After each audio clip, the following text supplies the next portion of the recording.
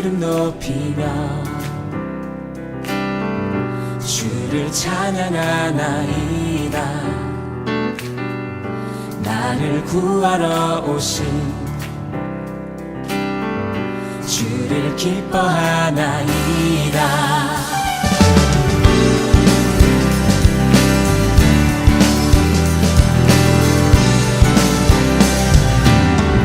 주의 이름 높이며 주의 이름 높이며 주를 찬양하나이다. 나를 구하러 오신 주를 기뻐하나이다.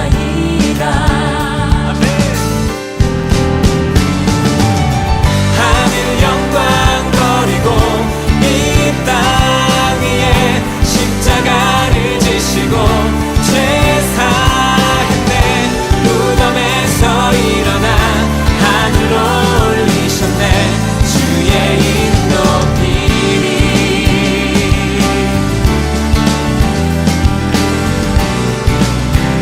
다시 한번 찬양합니다. 주의 이름 높이며 주의 이름 높이며 주를 찬양하나이다. 나를 구하러 오신 주를 기뻐하나이다. 하늘 영광 버리고 이 땅 위에 십자가를 지시고 죄 사했네. 무덤에서 일어나 하늘로 올리셨네. 주의 이름 높이리. 하늘 영광 버리고 이 땅 위에 십자가를 지시고 죄 사했네. 무덤에서 일어나 하늘로 올리셨네. 주의 이름 높이리.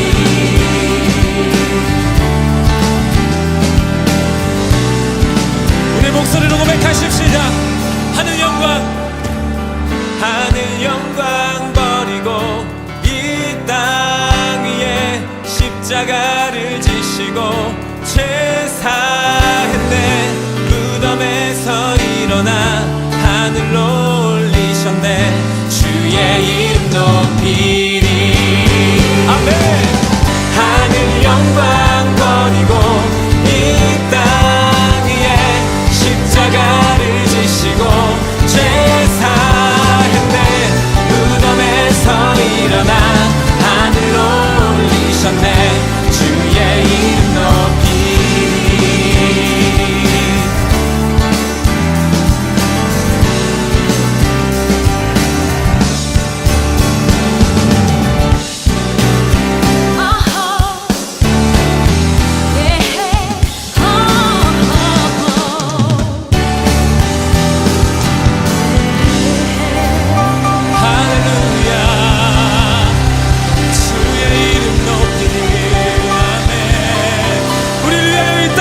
주님을 찬양합니다.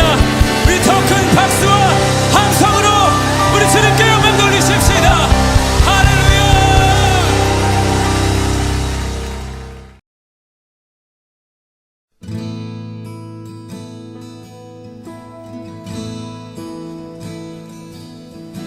주님 큰 영광 받으소서. 홀로 찬양 받으소서. 모든 이름 위에 뛰어난 그 이름.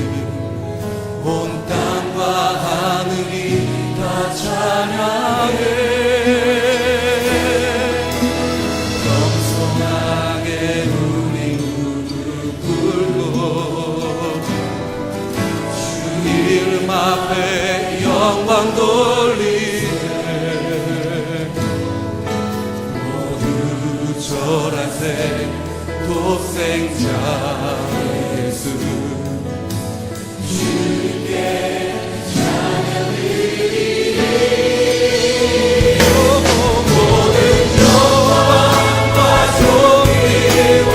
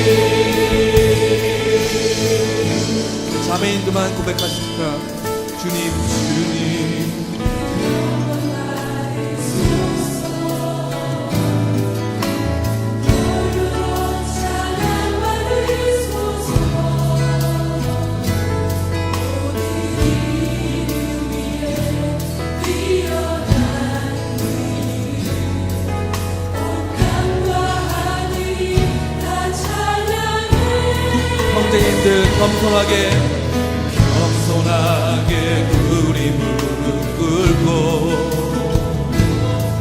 주 이름 앞에 영광 돌리세.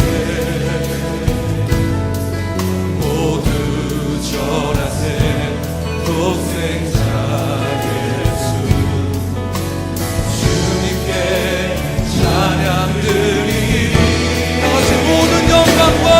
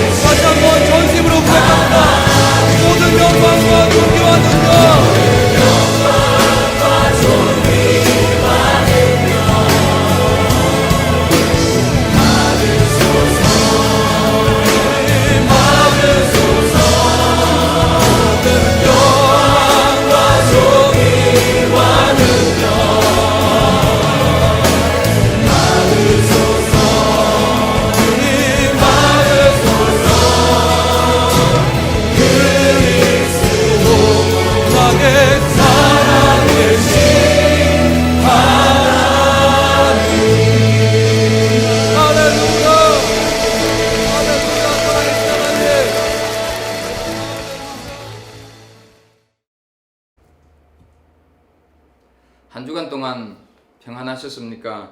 우리 그리스도인들에게 최고로 감격스럽고 복된 날인 부활주일을 가정에서 예배를 드리게 됩니다. 마음이 참 착잡하고 하나님께 죄송스럽습니다. 인간의 사악함과 인간의 완악함이 가져온 결과이지만 그래도 하나님께서 회개의 기회를 주시는 것 같아서 참 감사하게 생각이 듭니다. 이제 경건한 마음으로 예배로 나아가겠습니다. 2020년 4월 12일 부활주일을 하나님 앞에 묵상으로 기도하면서 올려드리겠습니다.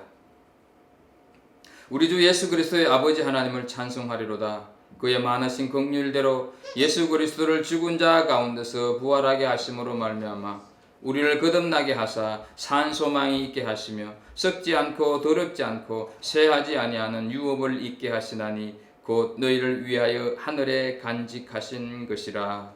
아멘. 찬송가 27장을 하나님 앞에 올려드리겠습니다.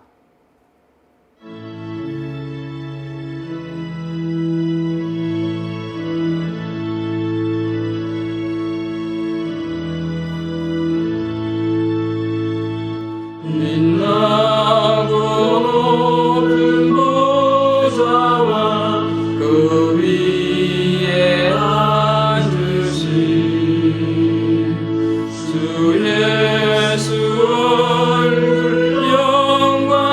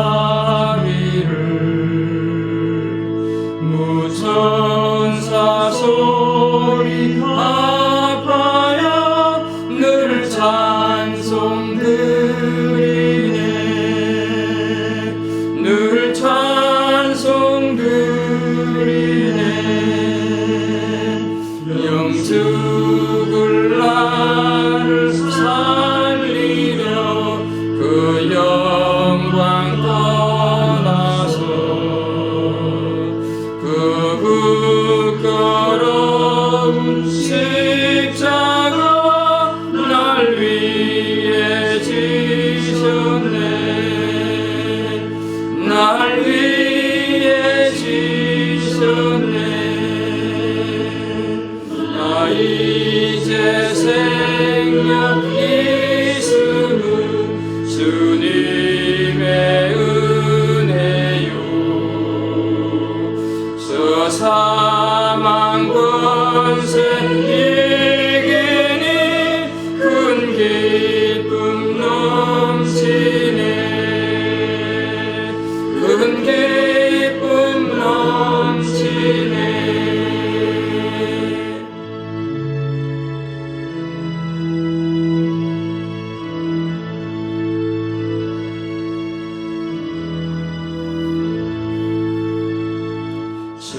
주님의 보좌에 있는데 전한 몸 이르러 그 영광 몸속 배울 때 내 기쁨 넘치리 내 기쁨 넘치리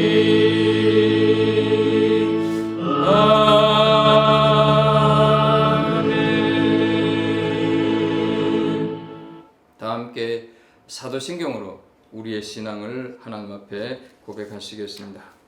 전능하사 천지를 만드신 하나님 아버지를 내가 믿사오며 그 외아들 우리 주 예수 그리스도를 믿사오니 이는 성령으로 잉태하사 동정녀 마리아에게 나시고 본디오 빌라도에게 고난을 받으사 십자가에 못 박혀 죽으시고 장사한 지 사흘 만에 죽은 자 가운데서 다시 살아나시며 하늘에 오르사 전능하신 하나님 우편에 앉아 계시다가 저리로서 산자와 죽은 자를 심판하러 오시리라. 성령을 믿사오며 거룩한 공회와 성도가 서로 교통하는 것과 죄를 사하여 주시는 것과 몸이 다시 산 것과 영원히 사는 것을 믿사옵나이다. 아멘. 찬송 161장을 하나님 앞에 올려드립니다.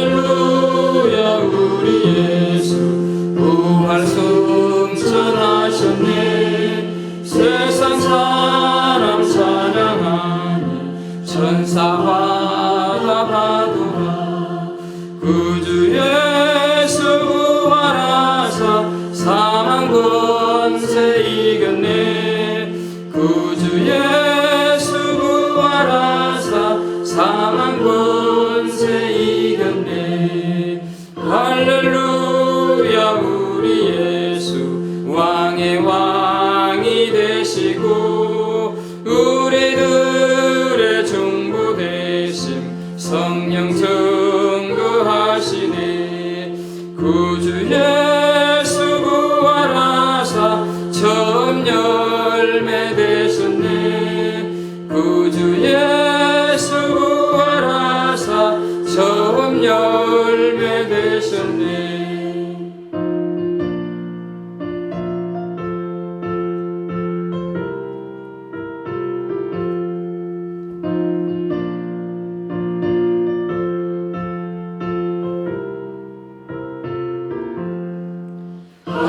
할렐루야 우리 예수 온갖 피가 없도다 무덤 속에 있는 죄인 주가 일으키시네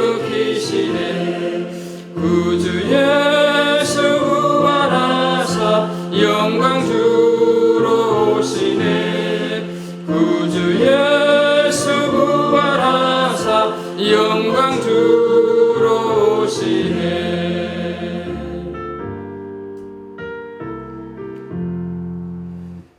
우리를 대표해서 김병진 목사님 기도 인도하시겠습니다. 태초에 하나님이 천지를 창조하시느니라. 아멘. 성부, 성자, 성령, 삼위일체 하나님 아버지, 그 크신 사랑과 은혜를 생각할 때마다 감사와 찬송과 영광을 올려드립니다. 이미 벌써 죄짓고 실수하고 실패하여 지옥 갈 인생들이었습니다. 하나님 아버지께서 사랑하시사 아무 흠도 없으신 독생자 예수를 이 땅에 보내주시고 십자가상에서 가시면류관 쓰시고 손과 발에 옆구리에 피 흘리시고 죽으시고 3일 만에 부활하시사 우리 죄를 도말하여 주시기 위하여 희생당하셨음을 생각할 때마다 감격하고 감사를 돌립니다. 먼저 그 나라와 그 의를 위하여 살아가게 하여 주시옵기만을 간절히 기도하옵나이다. 하나님 아버지, 기도하옵기는 요즘 77억 세계 인구 중에서 원치 않는 병 코로나 바이러스로 인하여 세계 각처에서 두려워하고 고통당하는 많은 무리들이 있습니다. 슬픔을 당하여 애통하는 자들도 있습니다. 그들 무리들을 불쌍히 여겨 주시옵시고 믿는 자들의 기도를 속히 응답하여 주시옵기만을 원합니다. 예수님이 이 땅에 오셔서 선포한 말씀이 있습니다. 회개하라, 천국이 가까이 왔느니라. 주 예수를 믿으라. 그리하면 너와 네 집이 구원을 받으리라. 내가 곧 길이요 진리요 생명이니 나를 말미암지 않고는 아버지께로 올 자가 없느니라. 죽도록 충성하라. 그리하면 내가 생명의 면류관을 네게 주리라. 이 세상 끝날 때까지 함께 하시겠다고 주님은 약속하셨습니다. 마지막 때 노아가 순종함으로 그의 가족이 구원을 받았음을 믿습니다. 예수 안에서는 평등합니다. 남녀노소 빈부 귀천이 없고 형제 자매일 뿐입니다. 협력하여 선을 이루게 하여 주시옵고 서로 사랑하고 낮아져서 준비된 자들로 삼아 주시옵소서.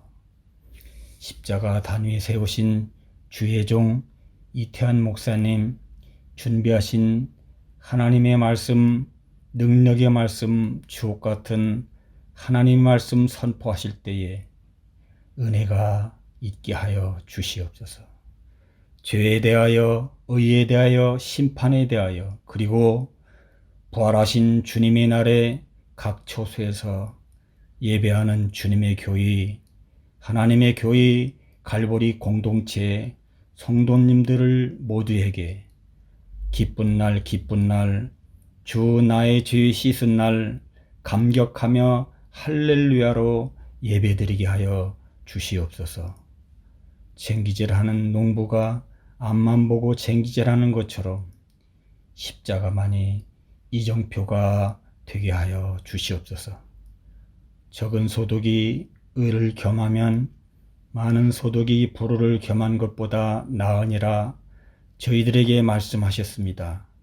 어디에서 무엇을 하든지 적으면 적은 대로 풍족하면 풍족하든지 하나님 안에서 주 안에서 범사에 감사하며 살게 하여 주시옵소서.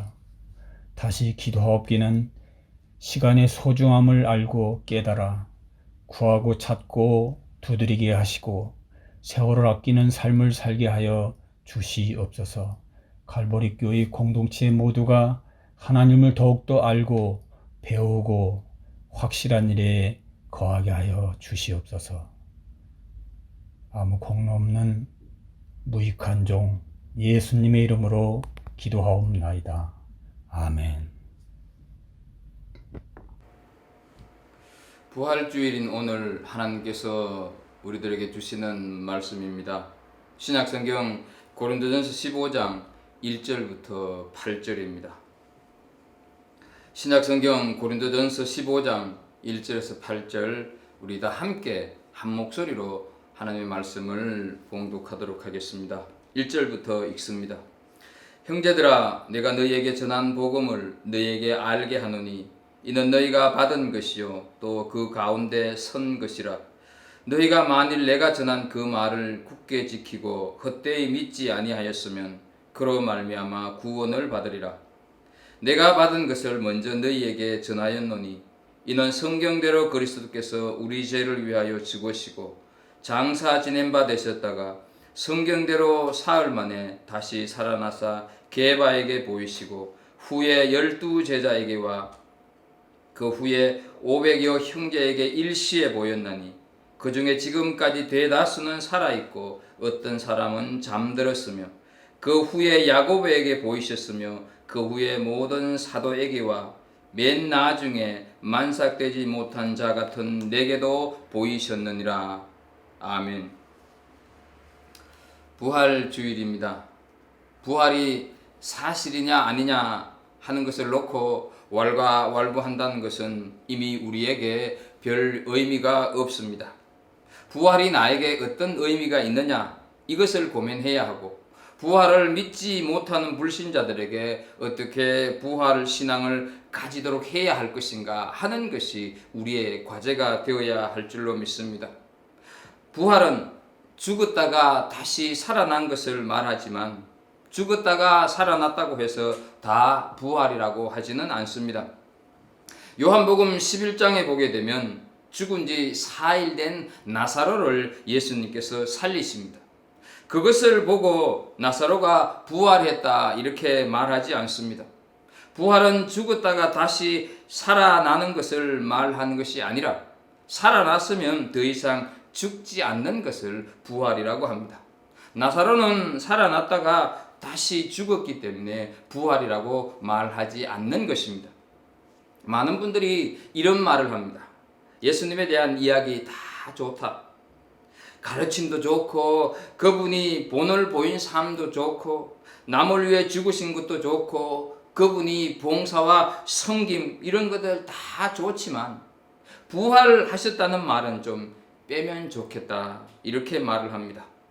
죽은 자가 부활했다 하는 말에 걸려서 예수님을 믿기가 어렵다 하는 것이죠. 그래서 그런 학설도 있고요. 그래서 그런 신학자들 가운데서도 그런 사람이 있습니다.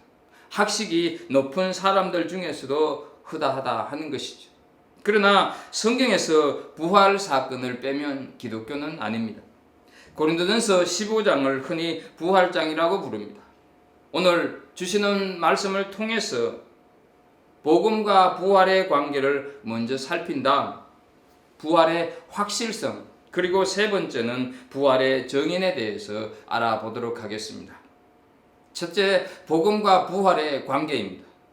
복음과 부활의 관계를 먼저 살피는 이유는 복음이 들어있는 본문이 들어있는 이 15장이 부활장이면서도 복음을 먼저 말씀을 하기 때문입니다. 1절의 시작이 이렇습니다. 형제들아, 내가 너희에게 전한 복음을 너희에게 알게 하노니 이는 너희가 받은 것이요 또 그 가운데 선 것이라. 부활의 내용보다 내가 너희에게 전한 복음을 이렇게 하여서 복음부터 말씀을 하고 있는데 그 이유는 복음의 핵심, 복음의 중심이 예수님의 부활 사건에 있기 때문입니다. 복음은 곧 부활이요 부활 사건이 없이 복음을 말할 수가 없다는 것이죠. 12제자도 있고 초대교회도 있고 바울사도 이런 것 저런 것 다 있어도 예수님의 부활이 없으면 아무것도 아니다 하는 것입니다. 우리가 이미 알고 있듯이 예수님의 십자가, 예수님의 고난, 죽으심 모두가 다 부활 사건보다 먼저 있었던 일들입니다. 그러나 부활 사건을 놓고 돌아보니 십자가의 고난의 의미가 이렇고 죽으심의 뜻이 이런 것이구나 하는 새로운 의미로 설명이 되어지는 것입니다. 복음서에 기록된 내용들이 십자가와 그 부활을 설명하기 위한 것이구나 하는 비로소 깨달아진다 하는 것이죠. 예수님께서 행하신 사역이나 선포한 말씀들이 얼마나 많이 있습니까? 그러나 제자들에게 있어서 그런 것은 별로 중요하지 않았습니다. 중요한 것은 부활이었습니다. 마가복음 전체가 16장인데 고난주간 한 주간 동안 사건을 기록한 것이 11장에서 16장까지 3분의 1을 차지하고 있습니다. 무엇을 말씀을 하고 있는 것입니까? 예수님의 생애에 대한 기록들은 어디까지나 십자가와 부활 사건의 의미를 위해서 기록된 것임을 말씀을 하고 있는 것이라는 거죠.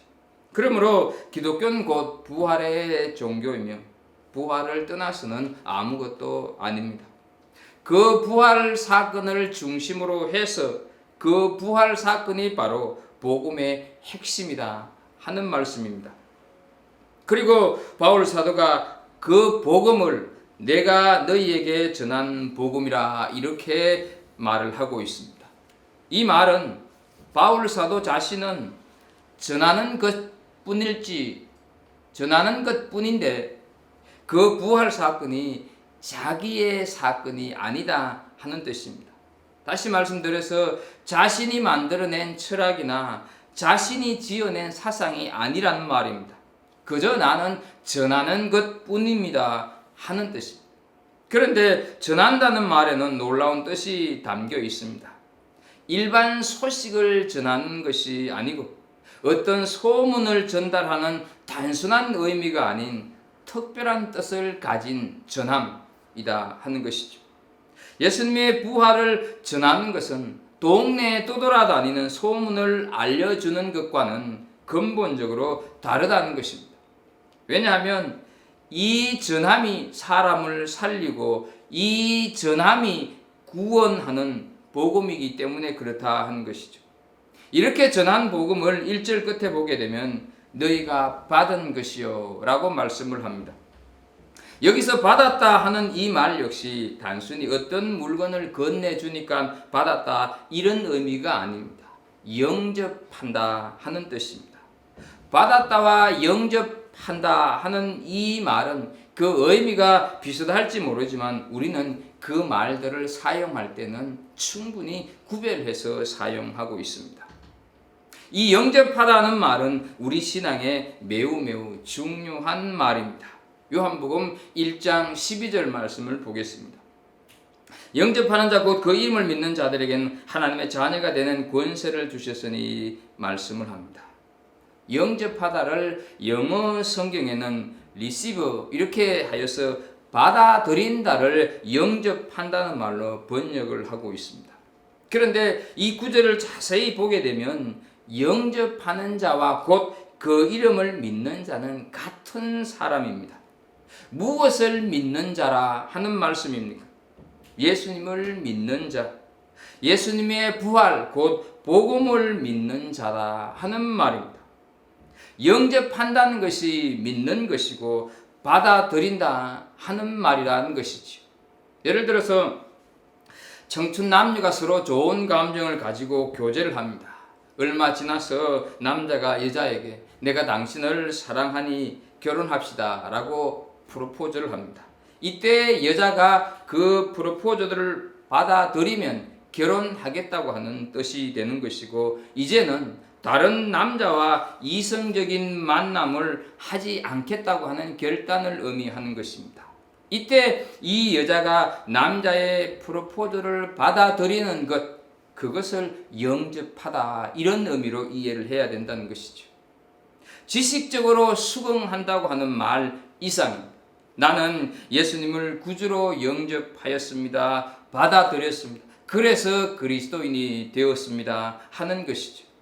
배워서 그리스도인이 되는 것이 아닙니다. 지적인 동의로 그리스도인이 되는 것이 아닙니다. 성경을 많이 알았다고 해서 예수 믿는 사람이 되는 것이 아닙니다.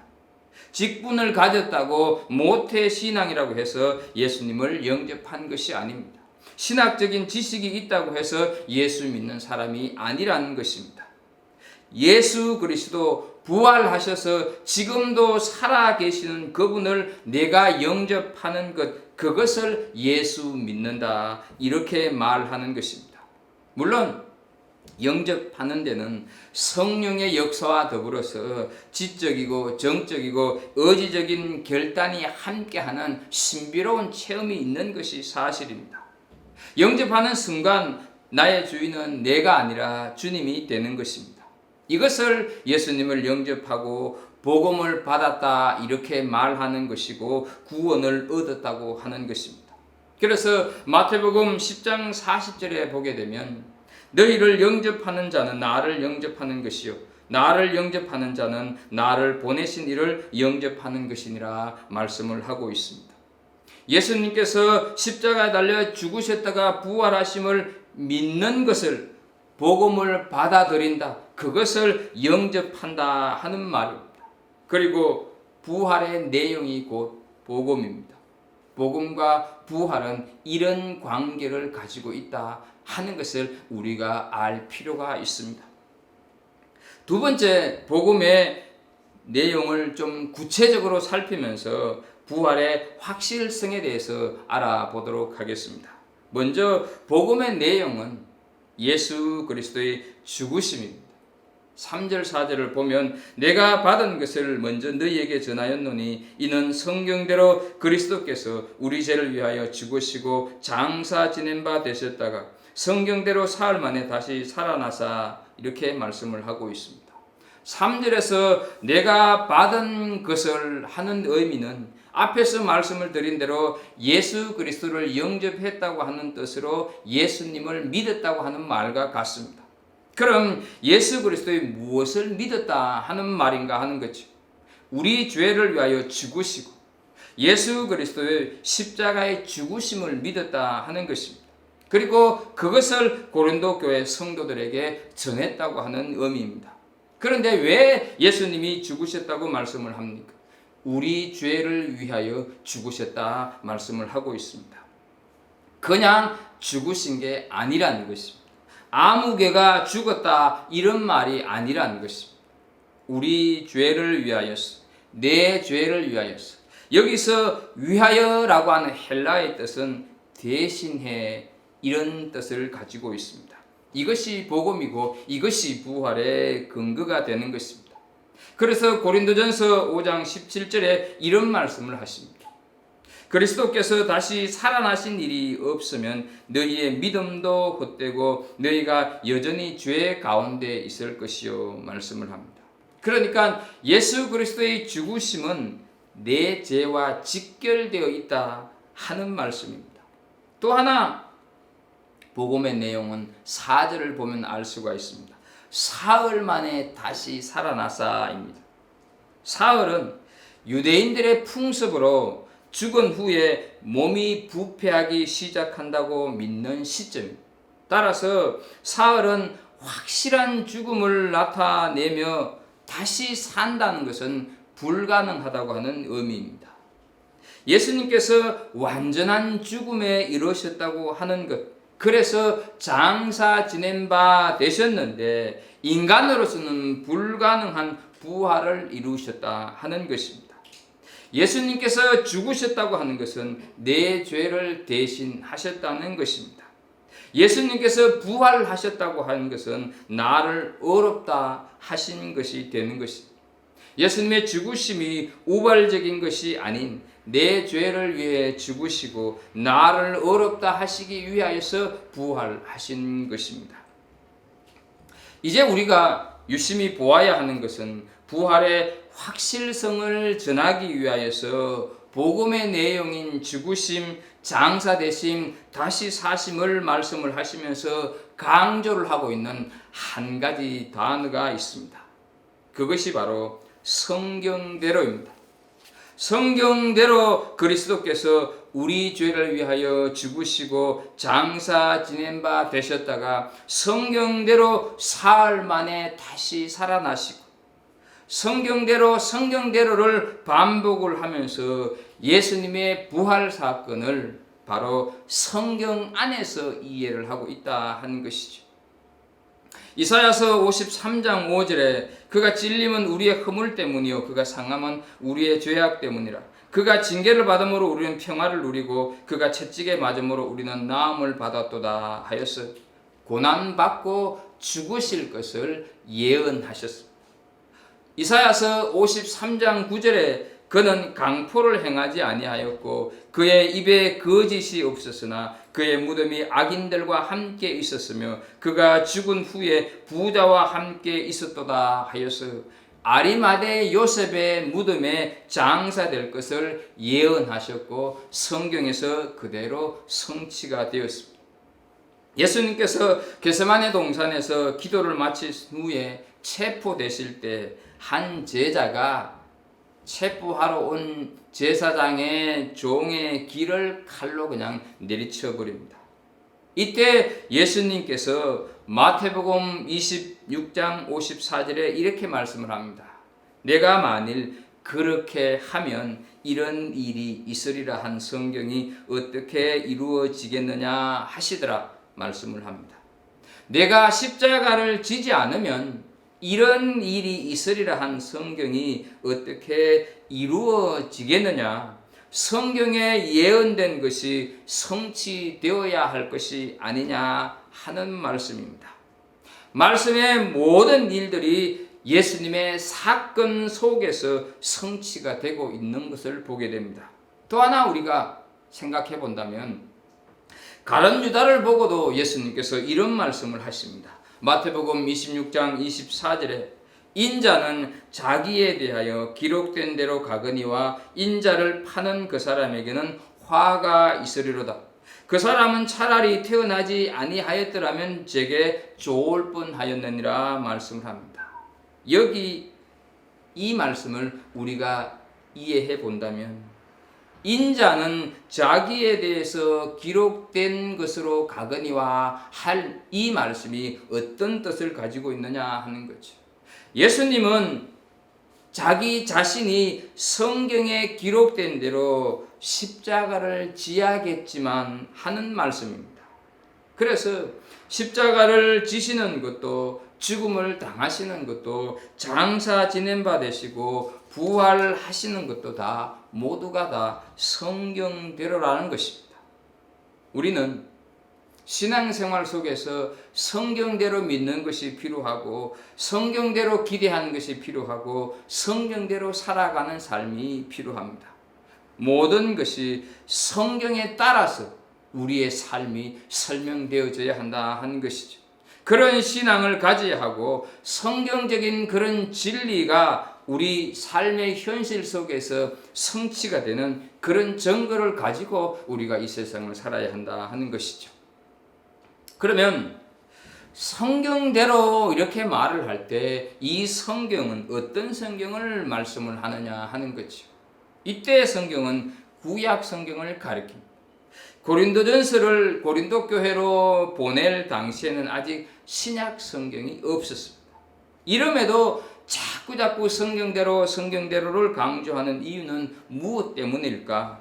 예수님의 부활 사건이 단순히 놀라운 기적이 아니라 그만큼 사실이고 그만큼 확실하다 하는 의미를 내포하고 있다 하는 것이죠. 그러면 이 성경대로가 뜻하고 있는 참된 의미는 무엇이겠느냐 하는 것이죠. 예수님의 죽으심과 부활하심은 모두가 다 하나님의 계획이셨다 하는 뜻입니다. 모두가 다 하나님의 구속사 안에 있는 일이다 하는 것이죠. 어쩌다 보니 우연히 우발적으로 죽으시고 살아나신 것이 아니라 돌발적인 사건이 아니라 하나님의 철저한 계획 속에서 하나님의 섭리 속에서 하나님의 계획이라는 뜻을 가지고 있다 하는 것이죠. 구약 성경은 바울 사도가 이 고린도전서를 쓰기 2000년 전, 그러니까 지금부터 4000년 전부터 기록되기 시작한 말씀입니다. 성경을 기록한 하나님의 사람들이 모두 같은 시대에 살았던 사람들이 아닙니다. 모두가 다 한 동네에 살았던 사람이 아닙니다. 같은 시대도 아니고 한 동네에 모여 살았던 사람들도 아닌데 2000년이라고 하는 장구한 세월 속에서도 예수님의 죽으심과 부활을 동일하게 선포할 수 있었던 것은 하나님께서 각기 그들에게 한 성령으로 계획을 가지고 역사하지 않았더라고 한다면 어디 가능한 일이 되겠느냐 하는 것이죠. 사랑하는 우리 성도 여러분, 우리는 우리를 향하신 하나님의 계획이 있으심을 믿으십니까? 나를 향하신 하나님의 계획을 얼마나 신뢰하고 확신하고 계십니까? 내 형편에 따라서 하나님의 계획을 절대로 과소평가하지 않기를 바랍니다. 내 상황에 맞추어서 하나님의 계획을 가감하지 마시기를 바랍니다. 내 임의로 하나님의 뜻을 저버리지 마십시오. 내 기분, 내 처지에 따라서 하나님의 계획을 무시하지 마시기를 바랍니다. 내 생각으로 하나님의 계획을 판단하지 마십시오. 좀 나이 들었다고 해서 하나님의 계획을 무시하거나 또는 내가 좀 젊어서 좀 배웠다고 하나님의 계획을 얕보지 않기를 축복합니다. 가장 중요한 것은 나를 향하신 하나님의 계획이 있다고 하는 사실을 내가 살아가는 삶이 어떠하든지 어떤 처지 어떤 현실 속에 있든지 나를 향한 하나님의 계획이 분명코 있다 하는 이 사실을 믿는 것, 믿으면서 살아가는 것이 중요하다 하는 것이죠. 철저한 유대주의 전통 속에서 자란 사울은 핍박자였습니다. 모든 그리스도인들이 기피하는 포악한 사람이었습니다. 그러나 하나님은 그를 향한 계획이 있었습니다. 그 계획을 사도행전 9장 15절에 이렇게 말씀을 합니다. 이 사람은 내 이름을 이방인과 임금들과 이스라엘 자손에게 전하기 위하여 택한 나의 그릇이라 말씀을 합니다. 사울을 부르실 때 다른 사람이 없었습니까? 일할 만한 사람이 없었습니까? 아니, 있었습니다. 12제자가 덩그러니 있었습니다.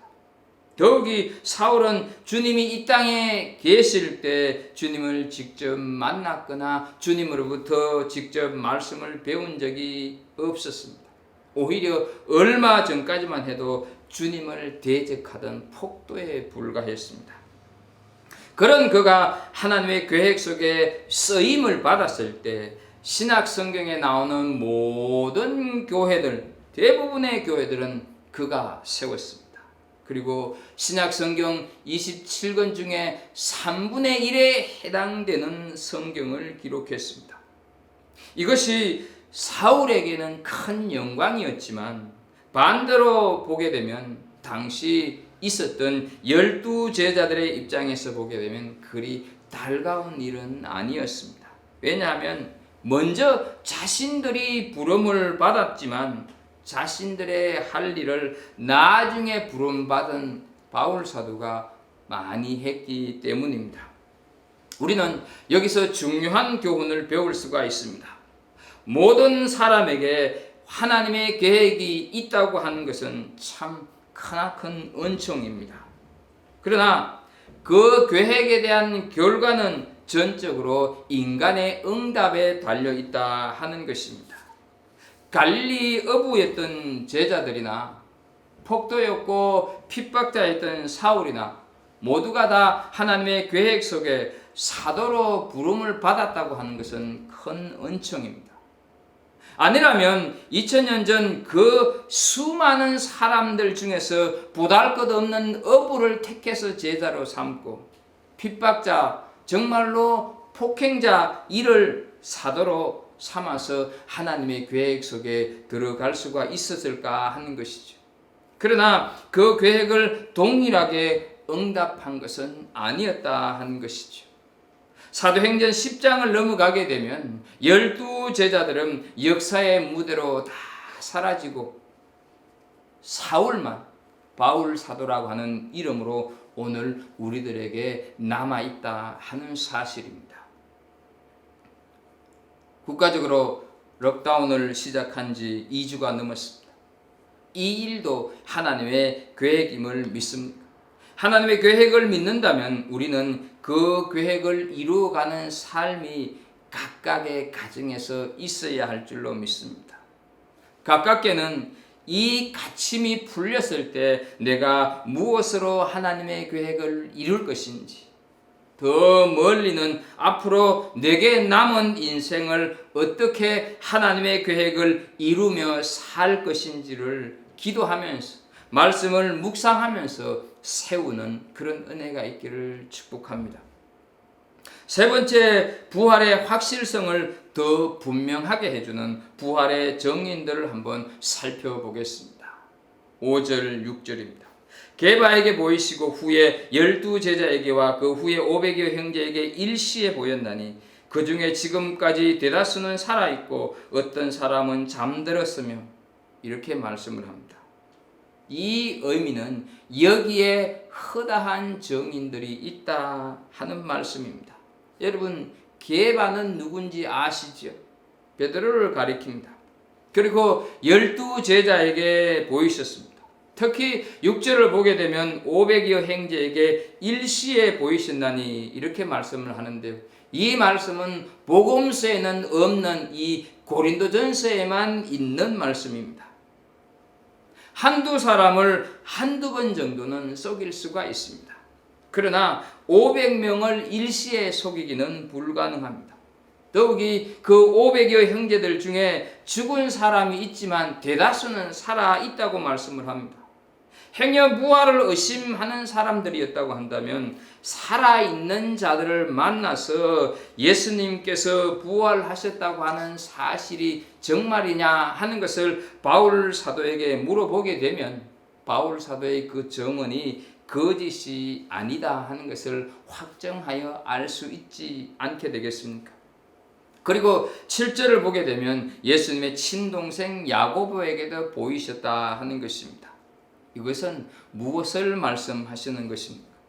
예수님의 부활이 환상이 아니고 제자들이 예수님의 죽은 시체를 훔쳐간 뒤에 하는 말이 아니라 십자가에서 잠시 기절했다가 깨어난 것이 아닌 그 누구도 부인하지 못하는 뜬소문이 아니라 명백한 사실이다 하는 것이죠.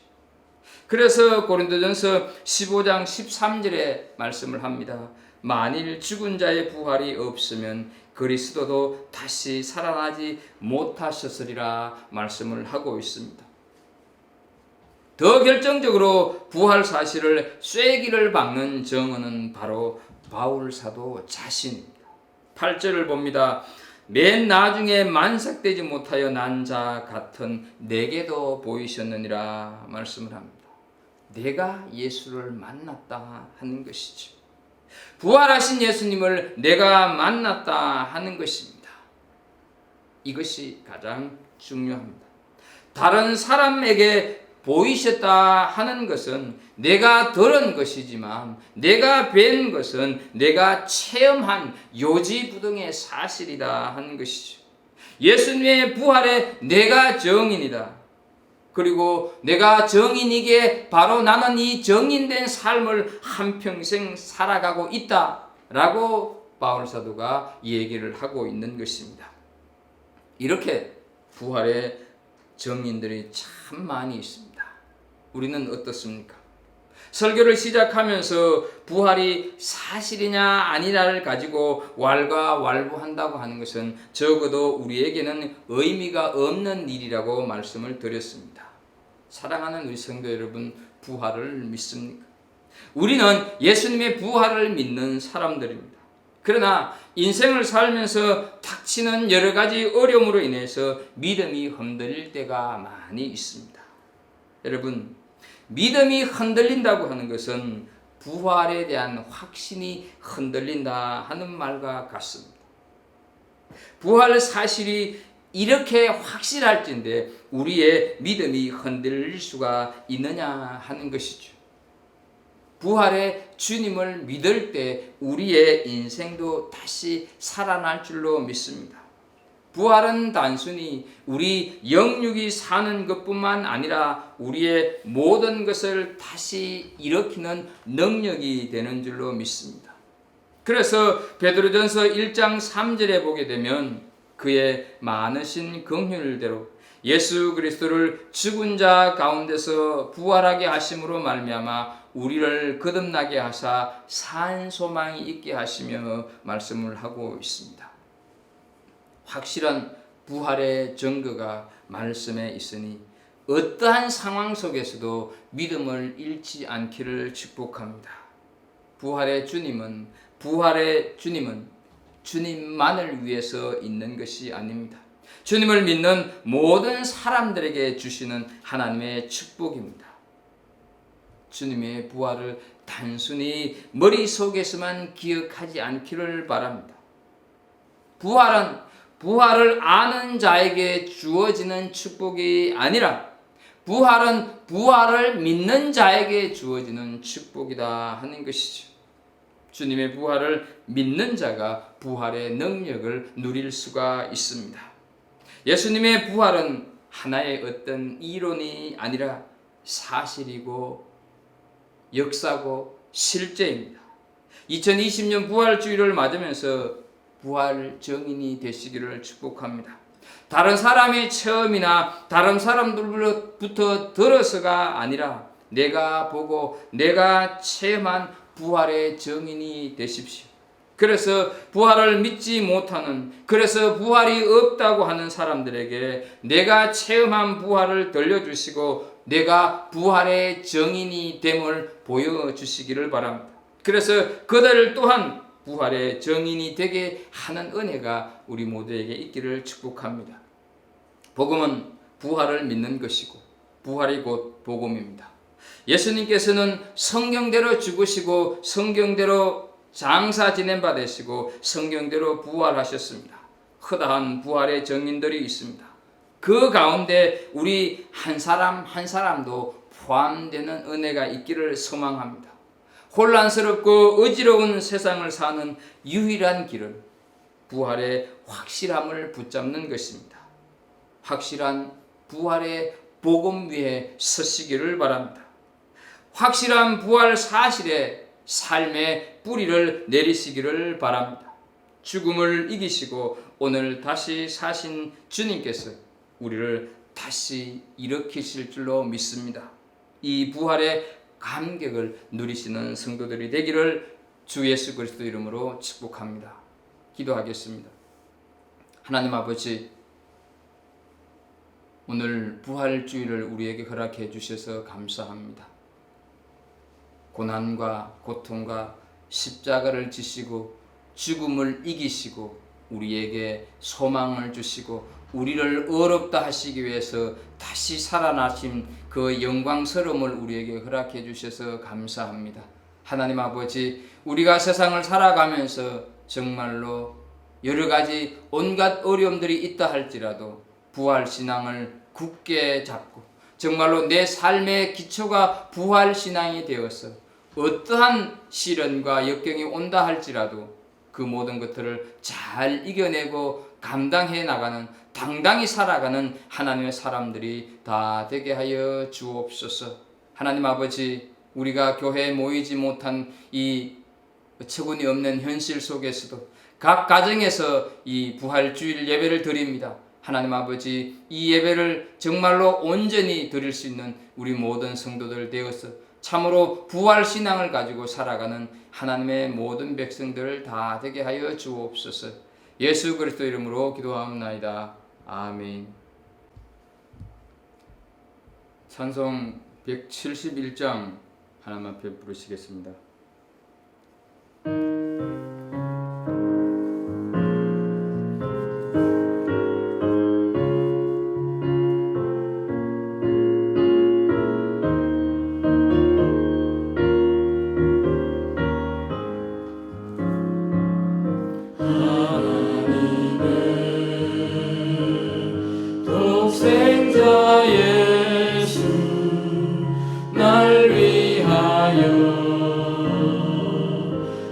오시었네 내 몸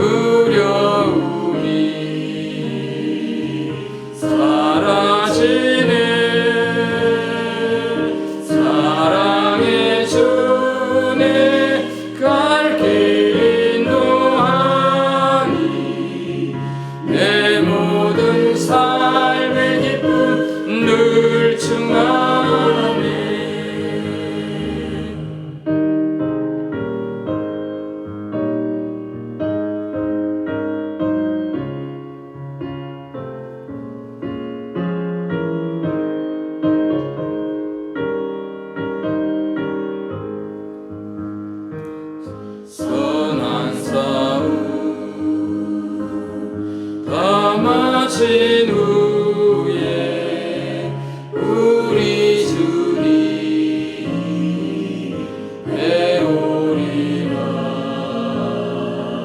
사망 권세 다 물리치고 주님이 다스리니 영광 넘치네. 살아계신 주 내 참된 소망 두려움이 사라지네.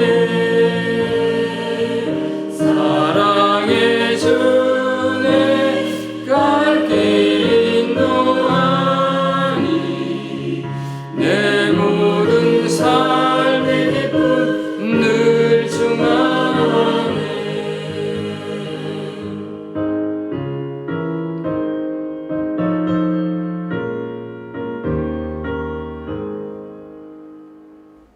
여러분들이 드린 예물을 위하여서 봉헌기도 하겠습니다.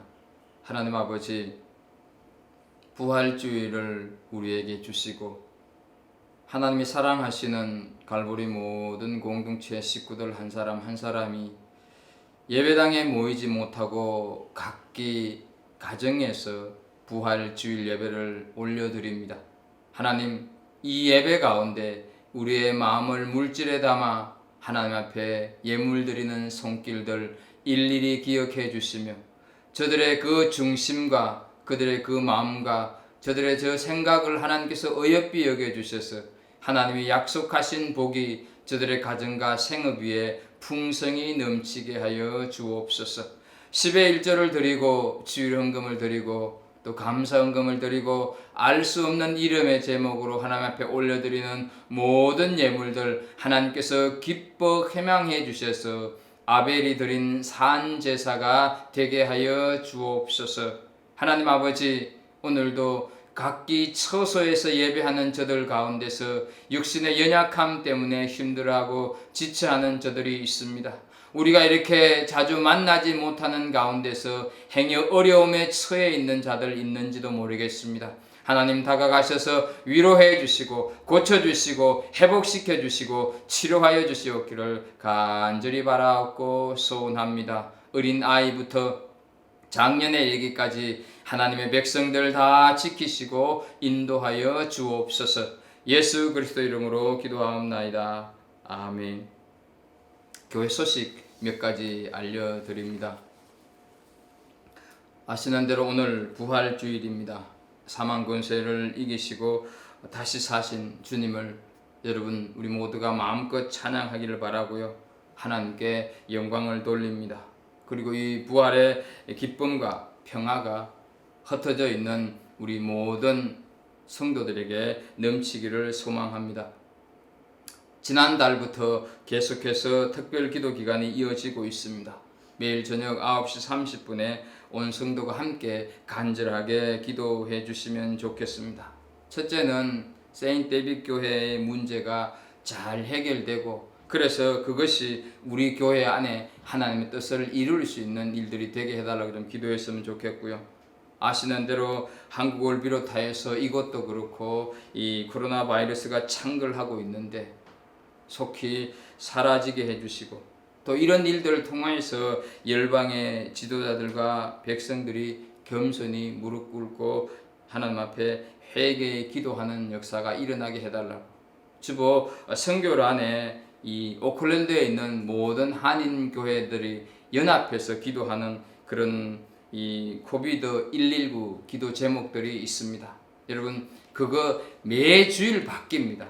여러분께서 잘 보시고 10가지 기도가 있습니다. 10가지 기도가 있는데요. 많이 기도해 주시면 좋겠습니다.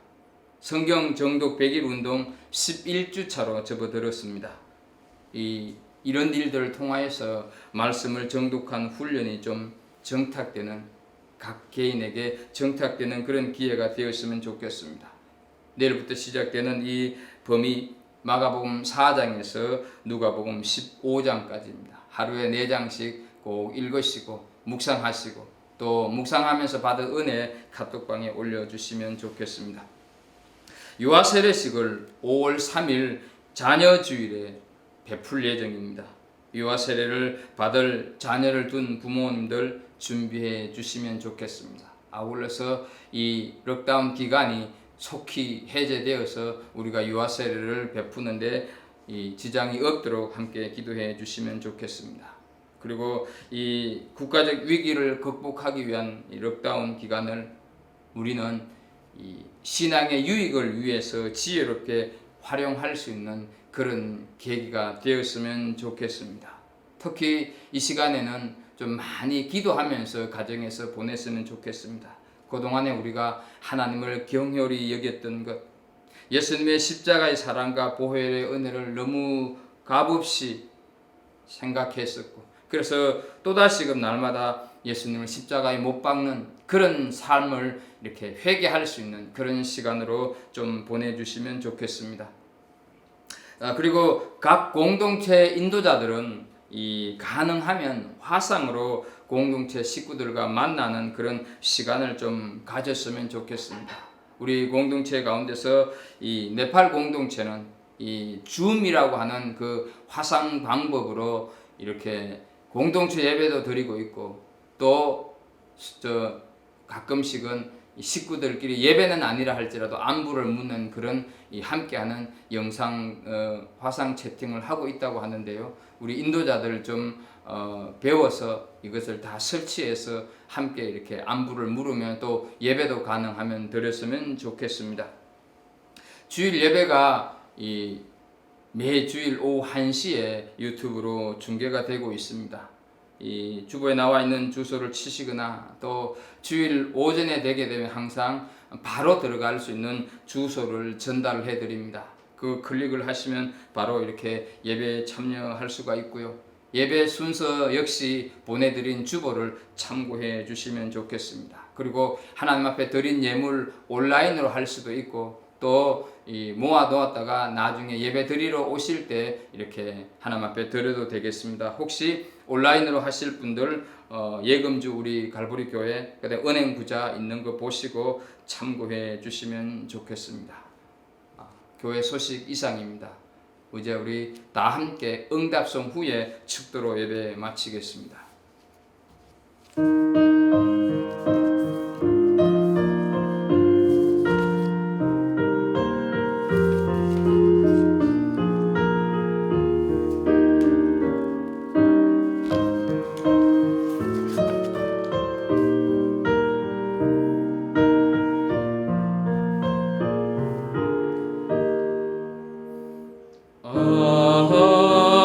하나님의 은혜로 있을 데 없는 자 왜 구속하여 주는지 난 알 수 없도다.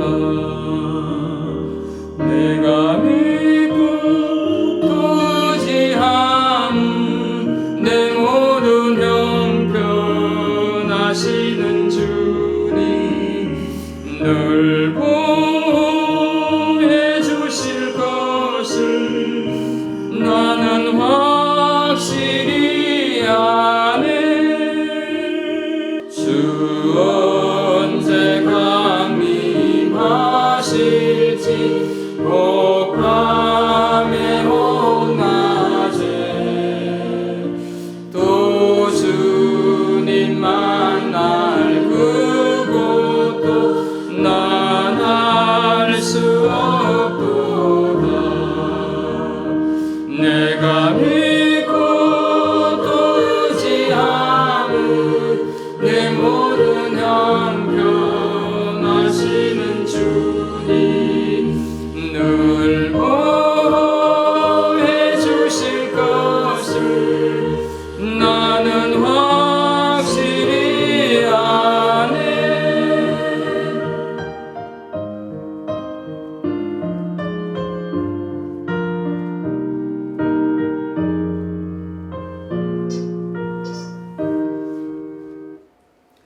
이제는 우리 구주 예수 그리스도의 은혜와 하나님 아버지의 무한하신 사랑과 성령님의 교제하심과 교통하심이 부활주의를 맞으면서 부활 사실이 확실함을 믿고 그 신앙 고백으로 힘들고 어려운 세상이지만 힘들고 어려운 이민자의 길을 가고 있지만 그럼에도 부활을 믿는 그 믿음으로 모든 것들을 이겨내고 슬기롭게 살아가고 승리의 삶을 살기를 다짐하는 우리 모든 성도들 한 사람 한 사람 위에와 저들이 속한 가정과 생업과 자녀손들 위에 육신의 연약함 때문에 힘들어하고 지쳐있는 우리 믿음의 지체들 한 사람 한 사람 위에 열방으로 가서 복음 전하기에 목숨을 내놓고 복음을 전하는 수많은 선교사들 한 사람 한 사람 위에 코로나 바이러스를 위하여서 애쓰고 힘쓰는 그런 방역에 힘쓰는 모든 사람들 또 지도자들 위정자들에게